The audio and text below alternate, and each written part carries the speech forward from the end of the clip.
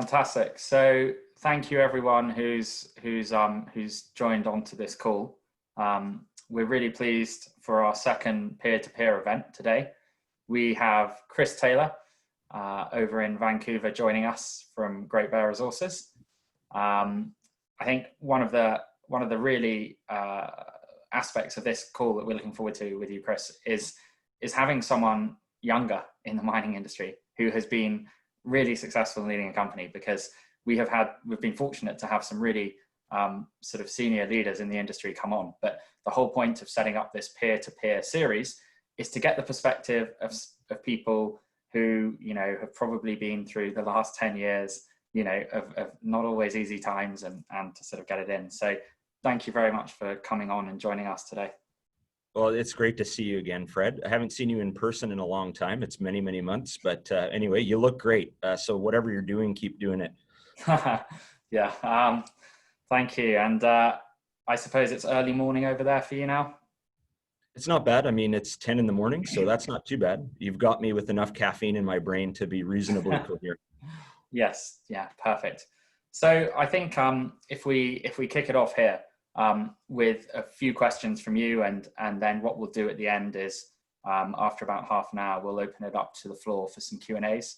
So if people would like to write any questions as we go in the chat, and then we can bring those on, or alternatively, I think you can raise your hand as well if you're on video, and we can bring you in that way. So with that note, and it's just coming up to 6:05, so hopefully we're getting most people dialing in. I think we're good to kick off there. So Chris, first question, and it's an easy one. Can you tell us a bit about yourself and how you found your way into the mining industry? Well, it's really a very interesting question, Fred. Like I ended up, everybody does this in high school or whatever, secondary school, however you want to call it, when they give you various aptitude tests. So, I mean, my aptitude tests were basically find yourself a job outside and forget about working in an office or doing anything that requires concerted effort, in a laboratory or something like this. So in that sense, I went through high school, I went through university, got an undergraduate degree, got a master's degree in science, and had no aptitude or interest in sort of an inside job. So I chose geology as the adventuresome path where you could travel around the world, see a great deal that I've worked all over the world, which has been quite informative and mind expanding in many ways. But in a sense, I also had in my family a history of mining and other mineral stuff. So my grandfather was a geological engineer, worked at a number of mines, got me interested in minerals at a young age. And my great grandfather was a diamond importer, a Flemish guy in Antwerp. So I grew up with the scales and measures and the old school, we have a family signet ring that stamps into the wax to seal the diamond packages and what have you. So I grew up literally on the knee of a gentleman who had all this material around him, and that set the tone for the type of science that I'd be interested in. That's really what brought me into the industry. Okay, fascinating. So you've got some sort of family background in the industry. You come into it, I suppose, coming out of university, you were probably early 20s. How did you today, now as you are, end up running this huge success story today that is Great Bear? I think having been on for young mining professionals for the awards, actually one of the really big struggles we have is finding people with a technical background who have at a young age made big successes, because it typically takes a number of attempts, and it is pretty rare. So how did you come to lead Great Bear? Well, it's never your first attempt that works. You can almost guarantee that. So none of us are really that lucky. That is Hollywood. That isn't real life. So in that sense, I started working for a mid-tier producer, and that was interesting because I gained direct experience at the mining level. And there is no substitute for getting your hands dirty and watching the mining process underway. And really, as part of that process, I realized that there were some advantages to being able to think outside the box if you wanted to make discoveries. And that sort of led me from the producing, which is a very staid sort of pathway, very regimented, to the junior mining sector.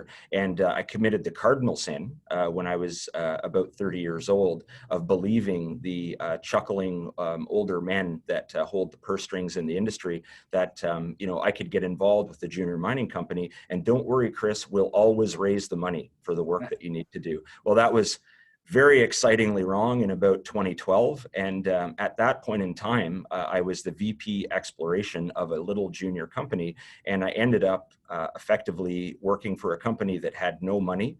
The CEO left as soon as he wasn't getting paid. And we had projects. The company needed to be restructured. It needed a new project portfolio. And I didn't know how to do any of those things. So, but the board of directors at the time recognized that I had good ideas, and they gave me an opportunity to take the sinking ship of Great Bear and fix the whole situation, which I did. Got a new board involved eventually, got new properties, raised the financings, taught myself about public markets, and basically kind of the rest is really history. So I suppose the lesson there is really just because you haven't done it before doesn't mean you can't learn to do it, and you should take chances on yourself and your career development. If you can show people that you add creative value to a project, those opportunities will present themselves. So that's what I took advantage of. And I suppose that's a good leader into, you mentioned being at a producer prior to that. And I think it's for a lot of people, it's such a big jump. It's almost too big a jump into exploration. It's by its nature, it's a risky business. Majority of projects won't work out. It's a fact of the industry. So what was the draw for you at that point in your career to make that jump?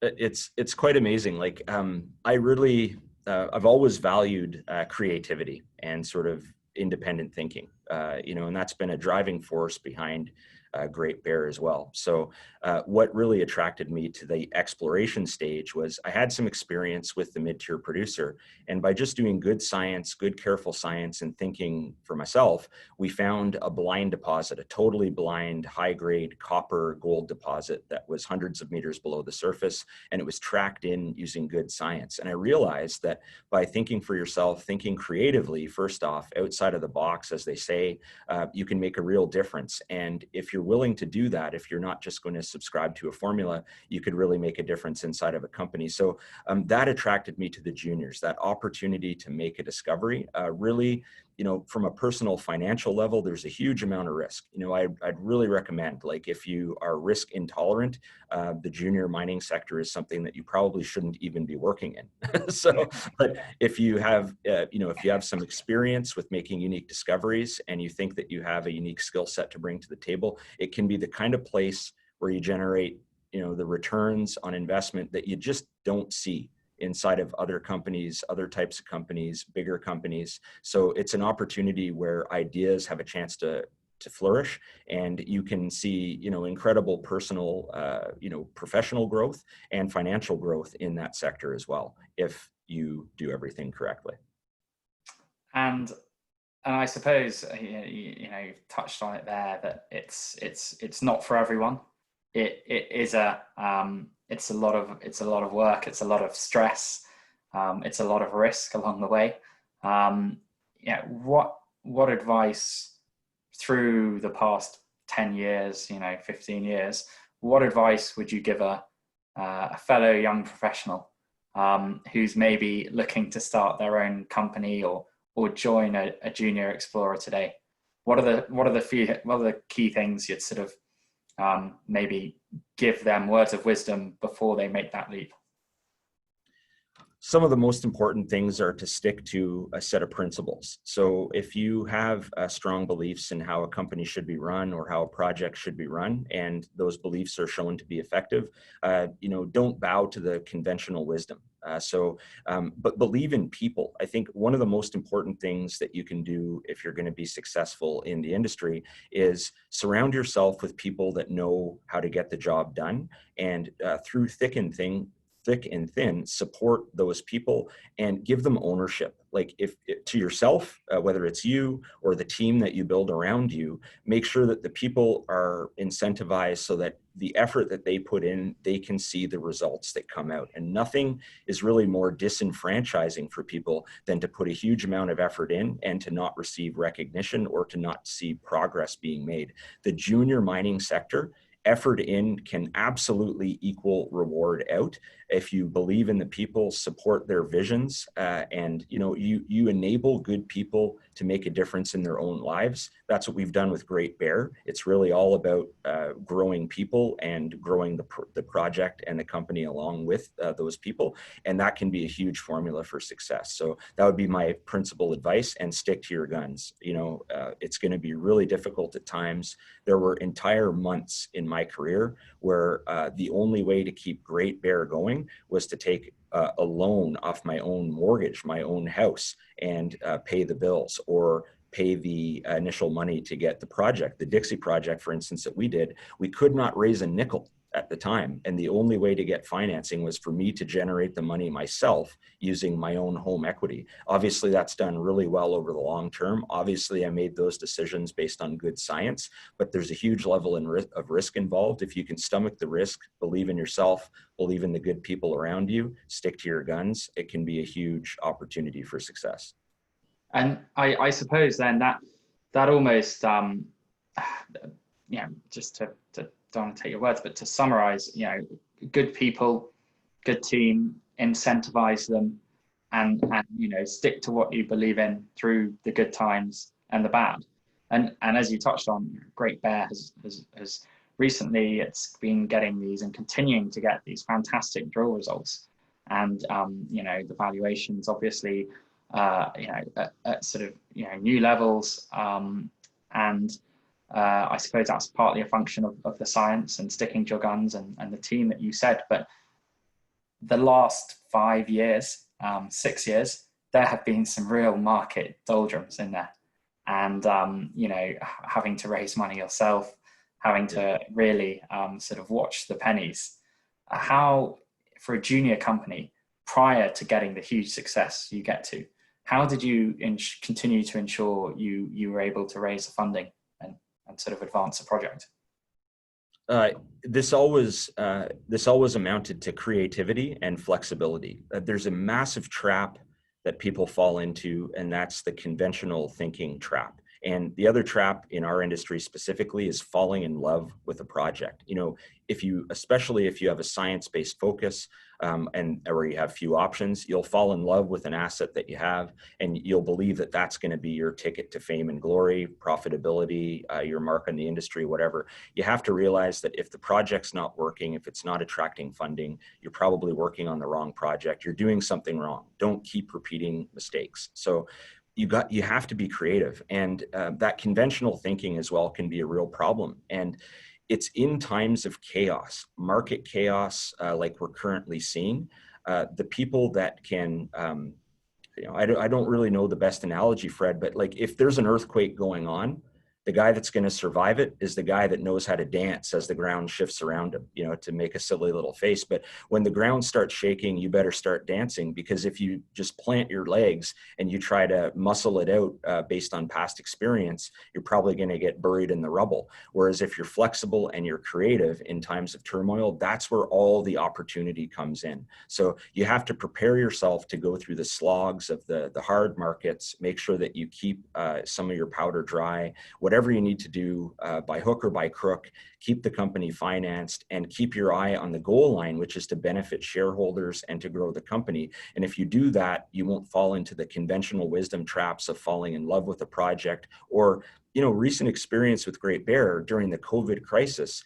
We could have gone like a turtle, pulled into the shell and stopped working until everything blew over. Instead, we worked with our, very talented local crews to make sure that the drills kept on turning. And, in the horse race of the industry, that let us come out far ahead of many of our peers that had to sort of pull in and stop doing the work. And it's because we had creative people and we were able to take advantage of really a terrible situation. So that's what you need to do. Keep the creativity, keep the flexibility, keep your eyes on the goals. And if you do that and you don't get stuck in a conceptual box, then you're going to build a lot of opportunity and value for your shareholders. And I suppose looking at the current market following COVID market lockdown, gold price is sort of up near highs. It hasn't seen for 9 years. What's your view on the current market outlook now? Well, this is a very conventional talking point in a way. Effectively, I have to talk to my kids about this all the time. They're getting old enough to ask questions, and they're like, "Dad, what does it mean that everybody's getting free money from the government?" Like they're actually watching the news. So we have this CERB benefit in Canada, which is basically a replacement for paychecks, which is coming from the government, and these massive $250 billion government deficits that we're seeing right now. And I said, "You're going to pay for it in the future, guys." It's I'll be long gone, but you'll still be paying taxes on this, when you're old people. So, what it means is once in a while, the flaws and the weaknesses in the financial system become apparent. One of them now is on this, endless creation of dollars. I mean, it's a little bit like a pattern of everybody circling the drain together. So relatively, they all might be performing about the same, but they're all performing badly together. So I look at that for the precious metal space as being, it's obvious that you can't fake something like gold. You can't fake a metal coming out of the ground. You can't create it in a computer by hitting keystrokes. If the lights go out tomorrow, it still exists somewhere because it's actually real in the real world. So the sophisticated ways that we fool ourselves into thinking that value is there when it isn't, stuff like precious metals is not susceptible to those sort of illogical or flawed reasoning. It's real, it's tangible. So I think in the current environment with uncertainty and no path forward to long-term prosperity, people will default to the tried, tested, and true. And what is more tested and true than something that physically exists and has been a store of value for millennia? So that's a basic view of the subject, and that's how I describe it to my kids. We can talk about it differently if you want to, but that's Chris, the dad, talking to his children over dinner. And it's completely the same here. Government in the UK, government furlough scheme covering wages for people. And we were just talking about it earlier today and trying to remember when that scheme ends, because right now, a lot of people have started losing their jobs, but a lot of people are covered by that scheme. I think at one point it was 30% of the sort of working, population or something huge. And at some point that comes to an end, and then all of a sudden, either the economy's got to be back up and running fully, or, I presume a lot of businesses won't be able to keep doing that. And that hits government revenue either because they're spending it or they're not getting it in taxes. And all of that, and it's the young people that drive future growth, right? In the sense, like, this is a difficult, this COVID-19 situation is difficult because it has statistically a very minimal impact on younger people, but the financial impact on the younger people is long-term and enormous. So in a sense, the money that's being thrown around now is being stole from the cradle to snow the grave, to use a silly expression, really. And I had elderly parents. My mother passed away in a nursing home just this past fall. I can know how terrible it is to deal with sick, elderly loved ones. It's a devastating emotional situation for a family, but it doesn't change the fact that it's our children, it's our generation, the younger people, the younger professionals, and the kids that we're going to have that will be paying for this over the long term. And policy doesn't reflect that. Not really. It's more about dealing with the short-term crisis, but we're going to be the ones that have to find the solutions to this over the long term after the problem has been created. Yeah, absolutely. It's the youngest in the audience in the room who actually have to pick up the tab, really, for everything that's going on. But in turning back, I suppose, away from the the outlook specifically for impact of COVID and on the economy, what is it about Dixie, Great Bear projects at the moment? What is it that are the three key sort of value drivers there that are going to make this, the next major mine? Really, it's a very unusual set of circumstances. We've been fortunate because, again, I'm just sort of repeating myself. It might get a little redundant here, but it was an outside of the box approach that led to the success on the project. It's just south of the Red Lake area. It's about a 15 to 20-minute drive south of town in a new greenstone belt, but you can't see the bedrock surface because it's under a thin layer of gravel. There's like 2 meters to sometimes 20 meters of gravel that cover all the gold zones. Despite that, it's the biggest high-grade gold system that goes to surface over the largest area discovered in Canada in recent years. And that means that there's a combination of factors here.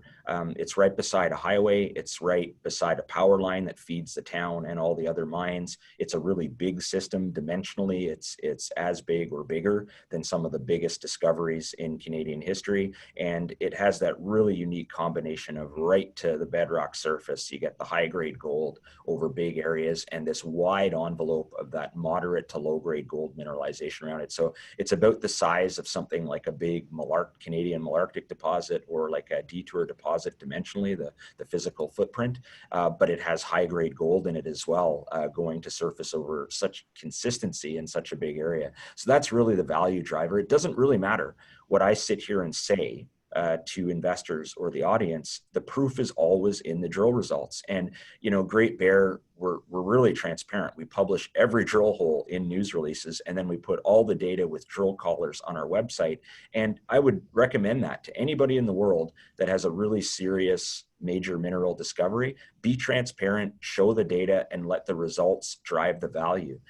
If we keep being successful with the drill rig, which we have been for 3 years in a row now, if that keeps going, the value will keep growing, not because of what I say or an analyst says or anybody else, but simply because nobody else can consistently produce such consistent big high grade results that go right to surface. And that's the value driver. It's inherent to the system. So that's it, Fred. It's a unique kind of discovery. We were smart to figure it out beforehand, smart to stake it, but lucky in the sense that it was better than what we could have anticipated. And I mean, you talked to it being such a unique discovery with all those characteristics in Canada today. I suppose you probably had a feeling earlier than most people that you liked this, that it was going to be a success. You might not have known how great a success it was going to be, but you knew you were onto something.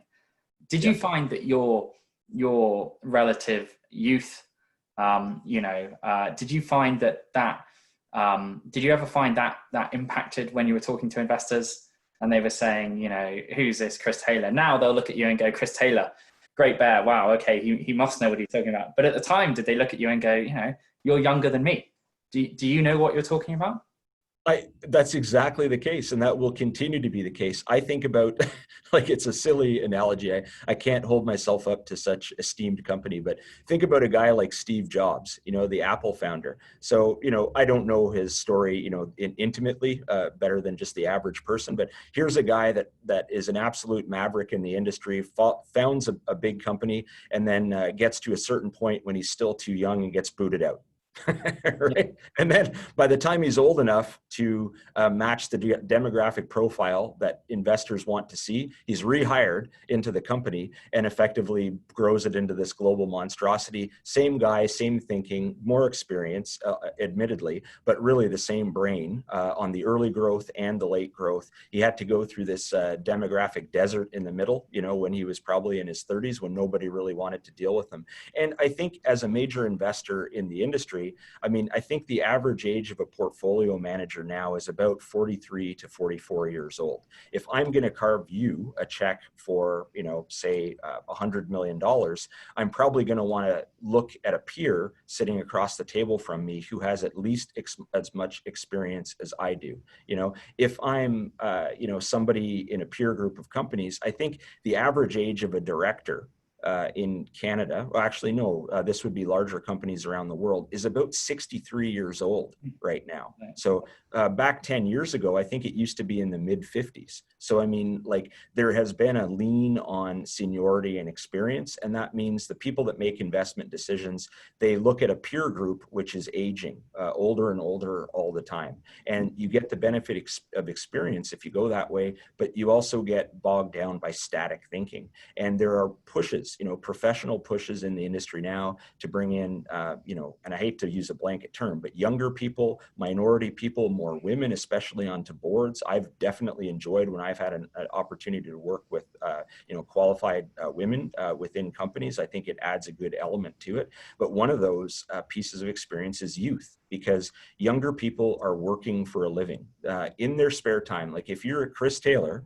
and you get up in the morning, about 5 seconds after you wake up, probably your first thought is, what am I going to do with Great Bear today? And then I'm in the shower thinking about, what are the drill results going to be? How am I going to communicate with investors? I've been golfing twice in the last 20 years. I don't have time to golf. Have I been to the cottage? No. Do I ski? No. What do I do in my spare time? Great Bear. What do I do in my time in the office? Great Bear. What do I do in other time? I drive my kids around to activities. That's all the spare time that I have, is I'm a dad in my spare time. So, there's a lot of energy that you get from having a young person involved. And I think that's a real advantage. Experience is extremely beneficial. I've been in the industry for 20 years now, but once you get people, if you load up your board with people that all think the same way, you miss out on the creativity and the energy that you get from younger people. I think there should be a push on public company boards to incorporate, maybe 25% of the board should be under 50 years old. And that would probably add a lot of dynamic energy to companies as a whole. Yeah, that's a really interesting idea. And, I think I take out of that, I've got this great visual now of Chris Taylor in the shower thinking about Great Bear nonstop. Don't do it. Do it. but it is such a, I think, that point about the youth, the drive, you're passionate about it. It is everything you are doing. All your life has gone into this, all the work, all the money you've saved, you've then reinvested, you've taken some of your mortgage, you then put that back in the business. I mean, I think when you're younger, particularly, and you have 99% of your net wealth tied up in this project, whatever that project is, you have everything to lose and everything to gain by making it a success. And I've certainly seen in my experience that getting older, experienced people in the industry around and blending that youth and experience can really, really work well. And so with you at Great Bear, I suppose it was really the technical team driving it. And then you had to sort of, you mentioned you had to learn about the capital markets as you went and the nuances of being a small Canadian listed junior. Yeah, definitely. It's one of these things where you'll never learn in university, unless you do, even if you do business courses, but say you're a geologist working through a science curriculum, you'll never learn everything you need to do about how to run a company. One of the things I think that was useful for me was taking a broad spectrum of courses. So I took English literature, I took history, I took philosophy. I have the majority, I had very good marks going through school. So I was sponsored by the government. I ended up working for the military for a while on, it was heads-up display technology for fighter jets. I got recruited into a program. I have the majority of a bachelor's of science degree in neuroscience that I did in 1 year when I had sponsorship from the government. But psychology is important. And, it's important to know that stocks don't buy themselves. Right. So, if you understand business and you understand how people are thinking in here, you have insights over other people that are strictly focused on, say, like the technical regime. And there's a place in the organization for everybody in terms of what they know and what they do. You have to give them, like I said, ownership in what they do. But I think one of the good traits of a good CEO and a good leader of a company, whatever the size, is that they have broad experience and they're open to different ideas. And I tried to build that for myself and basically tried to make sure that, we sponsored that within all the people inside of Great Bear as well. So, I'm with you on that, Fred. And I have to say, you're a modest guy, but you're no stranger to success yourself. And, your experience that you were mentioning of integrating experience and youthful energy, that's something you know directly about too. Well, this is we're going to keep this strictly on you here, Chris. There's no turning that on me. But there's actually a really good question that's come in, and it's a good segue on what you were just talking about. And it's from Jasper Mowat, and he says, Chris, you mentioned that when you took on Great Bear, you didn't know anything about capital markets and had to self-educate yourself on this. Were or are there any aspects of the conventional methods of raising finance or evaluating value that you feel are archaic and you've shunned to the benefit of Great Bear? That's a really good question. Conventional methods of raising money, to some extent, yes, because you end up with, a really strong division between sophisticated institutional investors and retail investors. And it's something that we're very much aware of. Great Bear has grown from an exclusively retail story to an increasingly institutionally owned story. I find that there's a big gap in the types of returns institutions could generate for shareholders if they were able to go down the risk ladder a little bit more. I don't know how to solve that per se right now, but I can certainly see that there is a gap because, the guys that run the large funds in the world, they're not out on an annual basis to generate, like if you bought Great Bear 3 years ago, you're probably looking at a 5 or 6 or 7,000% return. It's just absolutely staggering. You're losing track.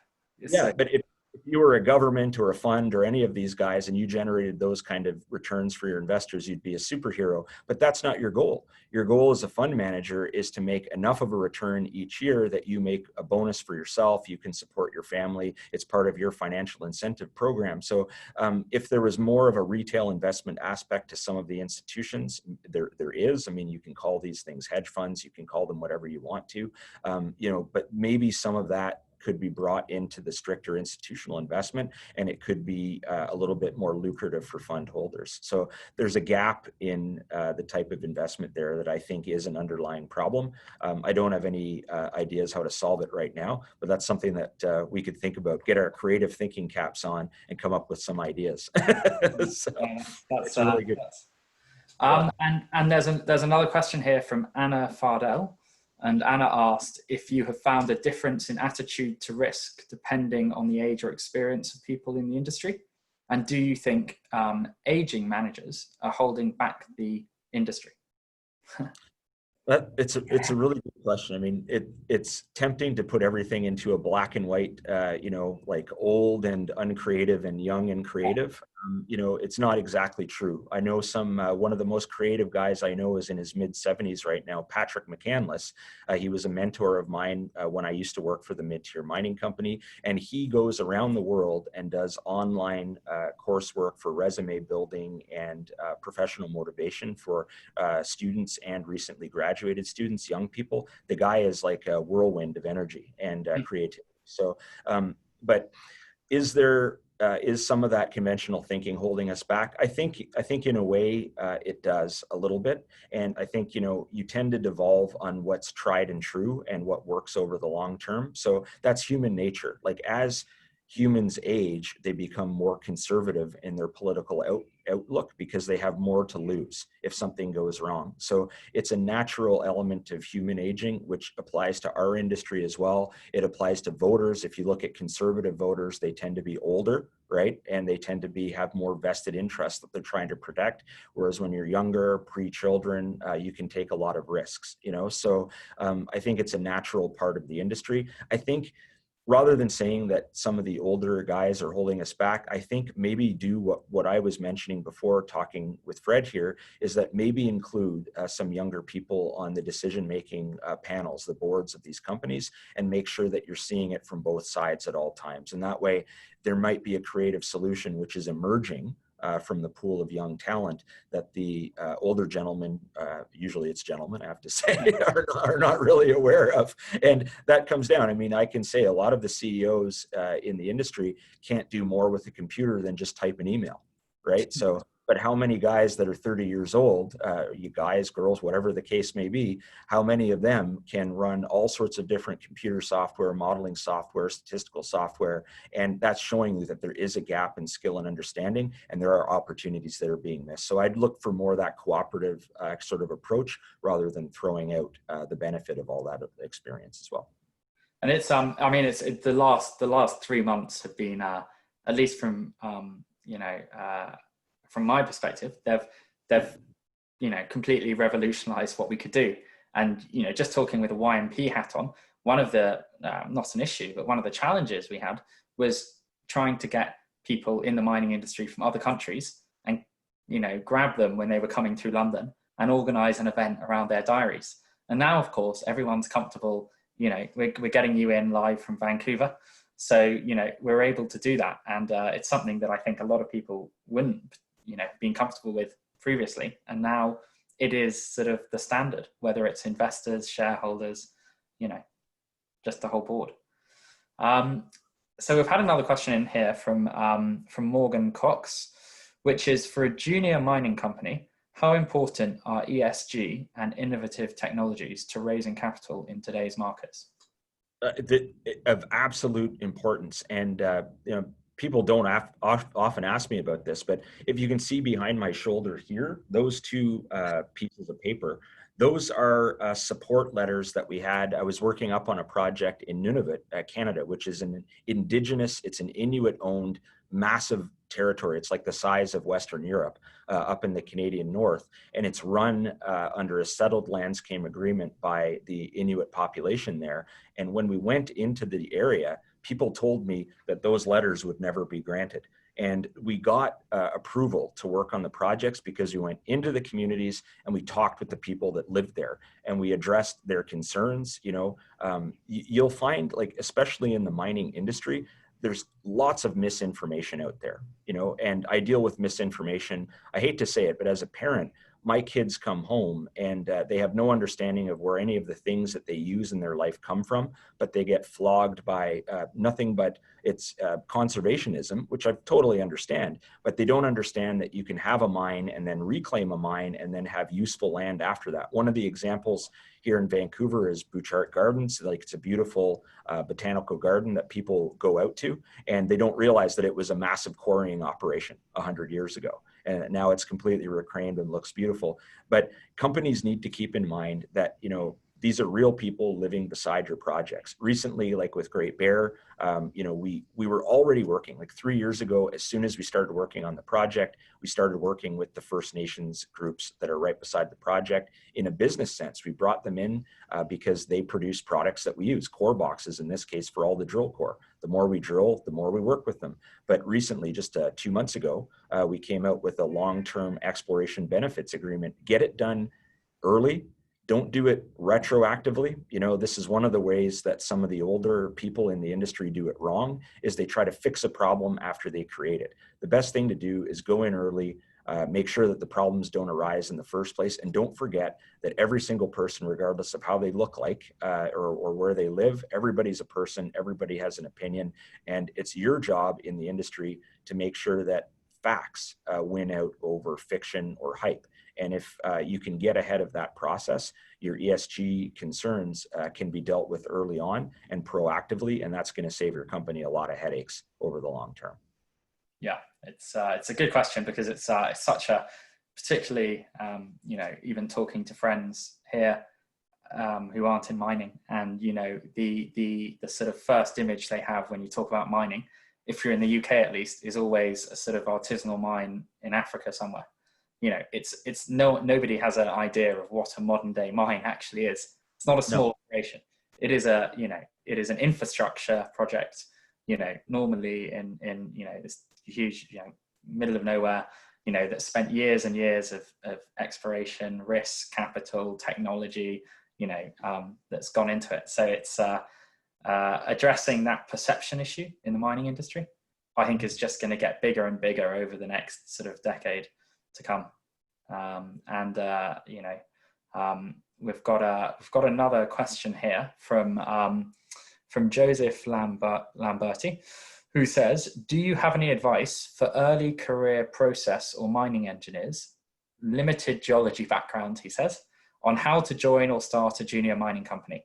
And what role in such a junior would you recommend? I would mostly, my advice would be at some point, at least work a few years for a more advanced group if you can, right? If you can find a job that'll give you hands-on experience on a major project, there's very few substitutes in that.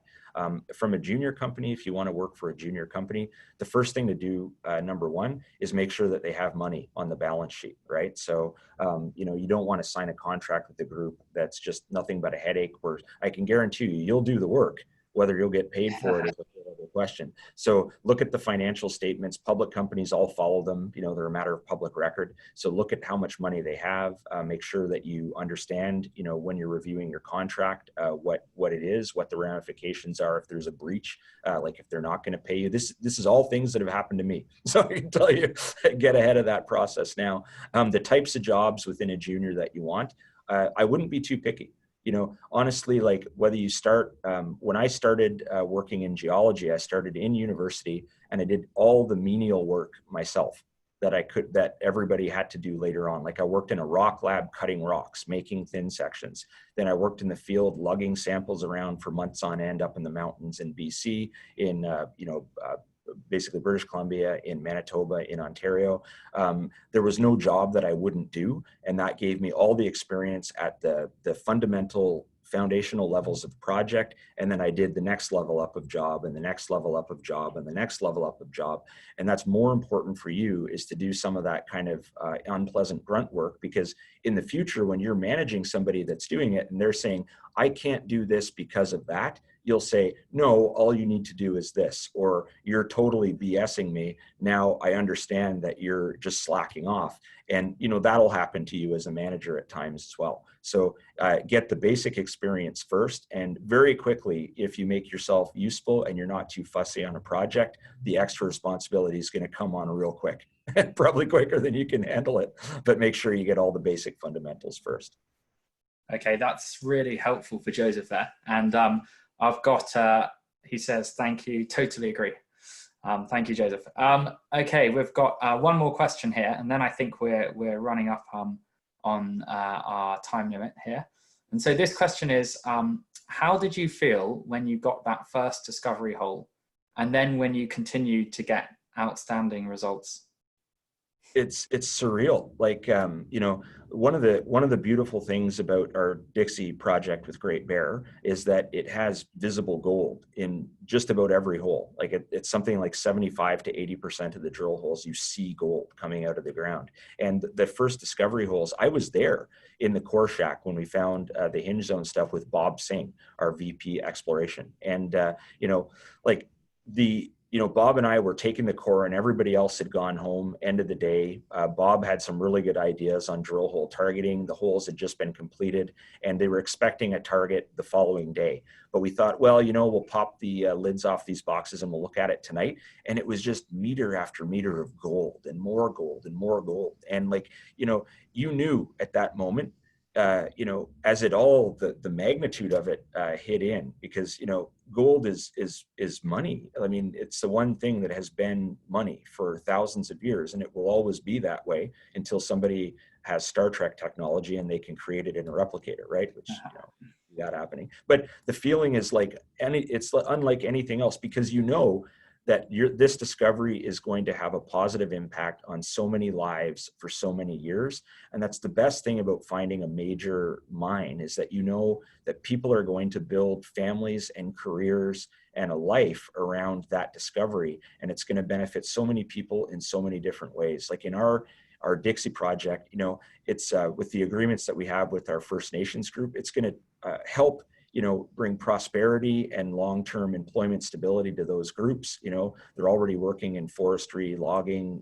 other mining support fields in the area as well. But these are the long-term, the big mines are the ones that provide stability and economic benefit for years and years and years to come. And it's an amazing feeling to know that you've opened up the door to this entirely different future for a community and the people that are going to be involved. It's an incredible feeling to know that you're generating prosperity and wealth and a future for so many people. Fantastic. And I think we'll end it on that note. We didn't get onto all the questions, but thank you very much, everyone, for sending them in. And Chris, really appreciate you making the time here. I think it's such a good example for people. And I think if people aren't familiar with the Great Bear story, it's as simple as going on your website and just following the announcements from, years ago, and you can see the evolution of the project, presentations, discoveries, and it's such a good example for younger people in the industry to sort of see what is possible. And really appreciate you making the time and giving us some personal insights on your experience to date. Well, thanks, Fred. It's nice to see you again like this, and I look forward to seeing you again in the future when COVID is under control. Definitely. Fantastic. Thanks, everyone. Thank you all.